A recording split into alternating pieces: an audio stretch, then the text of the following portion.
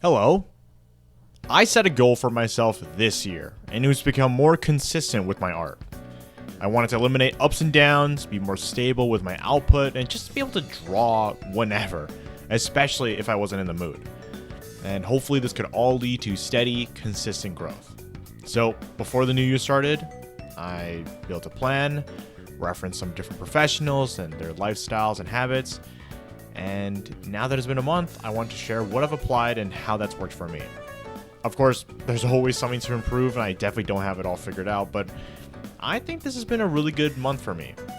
So I'm just going to pass on what I've learned, and you can take whatever you want from this. All right, let's go. The first thing I implemented was a daily morning warm-up. Before I worked on anything, I would sit down and draw for strictly 30 to 60 minutes. And it was usually a quick study, practice, or even just a doodle. Before, I never really understood the concept of warm-up or cool-down drawings, but after doing it myself, I totally get it now. It really does warm up your brain and your hand. I also put zero pressure or expectations on these drawings, but funny enough, that actually built my confidence up for the rest of the day. Now, I know everyone has different schedules and stuff, but if you were to take away anything from this video, please try to draw a little bit every day. I actually think it helps so much. Something that Fang Zhu said in one of his recent videos was that, quote, design is very tiring for your mind, and that he only has about 2 to 3 hours of what he calls design thinking energy. And this has really stuck with me ever since I heard it, because I always thought pros could go on for 8 hours a day, and here's one of my favorite artists saying he can only go for about 2 to 3. Now, this doesn't mean after 3 hours he's done for the day. He can still draw, go to meetings, or do simpler, easier tasks.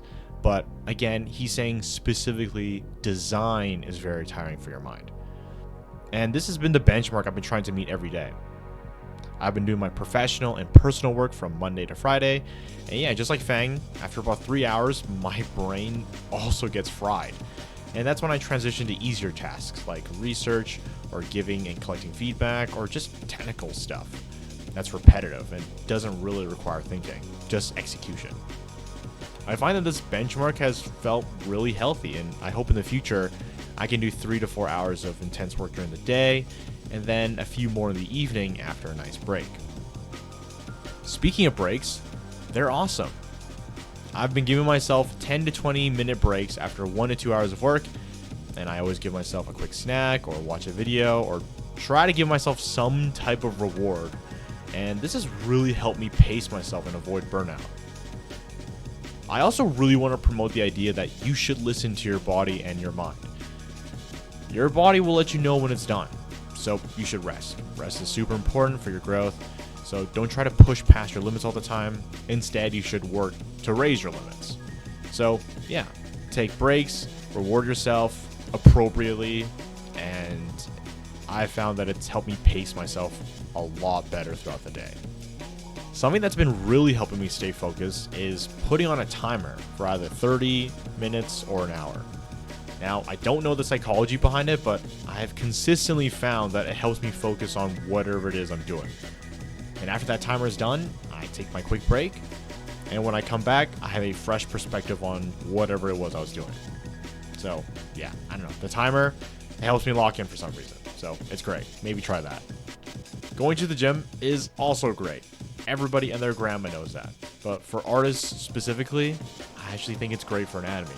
You can obviously use your own body as reference, especially as you develop, or you can just look at other people. The final thing I've been implementing is advice I heard from Matt Rhodes, another one of my favorite artists, at one of his talks, where he says, quote, do other shit. Like genuinely, watch movies, take photos, read books, gardening, rock climb, whatever. Doing other shit actually helps so much. Because not only does it, again, help you avoid burnout, but more importantly, everything you do and consume in your life feeds into your art and exposes your mind to new things and new material. And this leads to the conclusion of this video. Getting better at art does not mean mindlessly churning out art every day. Everything in your life, every aspect, it feeds into your development. And sure, it's only been a month, and I hope I can keep this up for the rest of the year, but honestly, so far so good. I find that my stamina, at least for drawing, has increased significantly. So yeah, these are the things that I've been implementing in the past month that I've been finding incredibly helpful. So I was passing it on to you. Do whatever you want with it. All right, so yep, that's the video. Also, please follow me on Instagram. I need validation. Anyways, goodbye.